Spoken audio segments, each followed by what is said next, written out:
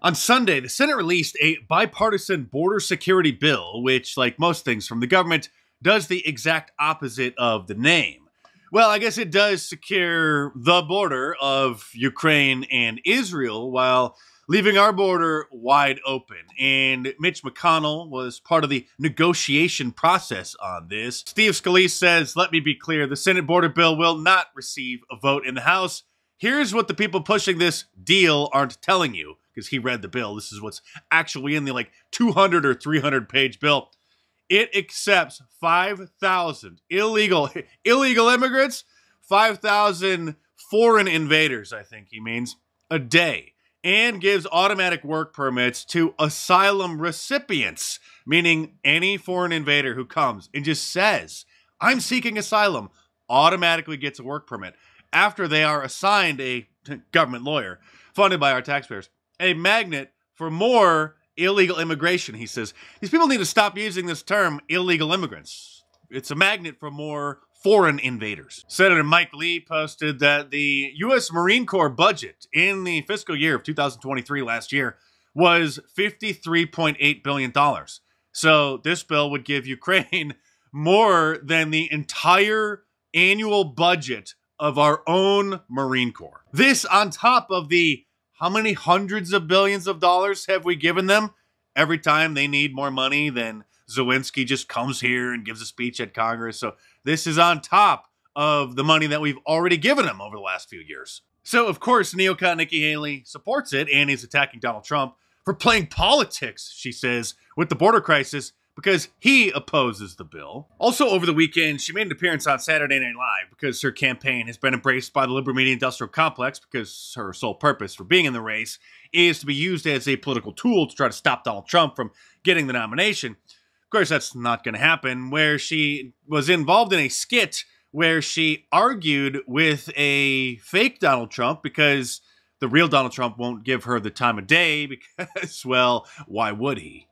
Okay, our next question comes from someone who describes herself as a concerned South Carolina voter. Yes, hello.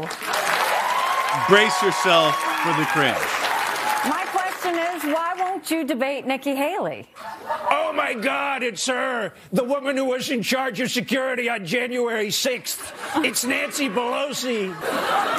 For the 100th time, that is not Nancy Pelosi. You're right, it's not Nancy Pelosi. It's more of a brunette Hillary Clinton. I'll spare you any more of the cringe, with the exception of this. And live from New York, it's Saturday night. And of course, Dan Cringe-Shaw also supports the border security bill and is attacking Republicans who, well, knew that it was going to be a load of garbage. I'm extremely disappointed in the very strange maneuvering by many on the right to torpedo a potential border reform bill. What he means is those who were saying that they're going to oppose it if it's not good. People will make up whatever reasons they want to. There's a number of them, I'm sure. But it would be a pretty unacceptable dereliction of your duty. Things have gotten so bad at the southern border that Dr. Phil, the television psychologist, has gone down there personally himself to try to raise awareness about it. Texas law enforcement has seized over 454 million lethal doses of fentanyl during this border mission. Governor Abbott has said that the federal government has broken the pact between the United States federal government and the states. Governor Abbott says President Biden has refused to enforce those laws and has even violated them. The result is a humanitarian crisis unlike anything we've seen before, smashing records for illegal immigration by wasting taxpayer dollars to tear open Texas border security infrastructure. Governor Abbott says President Biden has enticed tens of thousands of illegal immigrants away from 28 legal entry points along the Texas border and into the dangerous and deadly waters of the Rio Grande. And once they get to New York City, they're giving them $53 million worth of prepaid credit cards to buy food and whatever else it is that they want. I'm sure some of them will end up buying the new Apple Vision Pro, the Orwellian headset that we're probably going to see people walking around with now. And why not? We're only $34 trillion in debt. What's another 53 million. And the media can no longer keep the American people completely distracted from what it is that's going on. The effects are so devastating. The Taylor Swift soap opera can only keep people occupied for so long before they finally scroll past it and see something else on their feeds. And so the media is quite surprised that, well, this is happening. These are some truly stunning numbers. They really are, Kristen. And let's just start with the bottom line. When you ask folks, hey, if it's the general election and it's Trump versus Biden, in our poll, Donald Trump now leads Joe Biden by 5 points. Compare that to the last time we polled back in November. Trump was ahead then, but it was only by 2 points. And it's even more significant when you look at it this way. Over time, we have been testing for 5 years now, going back to 2019, a Biden-Trump matchup. Remember, 2019, 2020, Joe Biden led. He led big in every single one of our polls.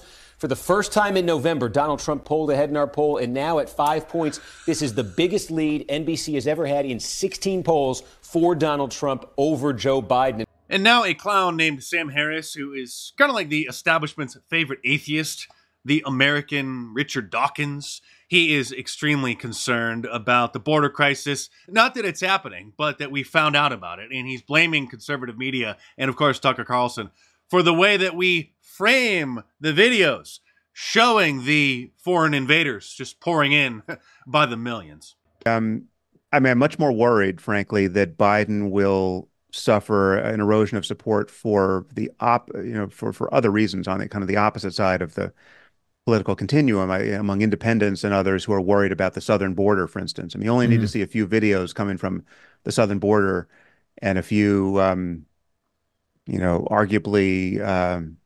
If you understand that there are thousands and thousands of them every single day, and that there are 30 million of them in the United States now. In fact, approximately 1 out of 10 people living in the United States is now an invader.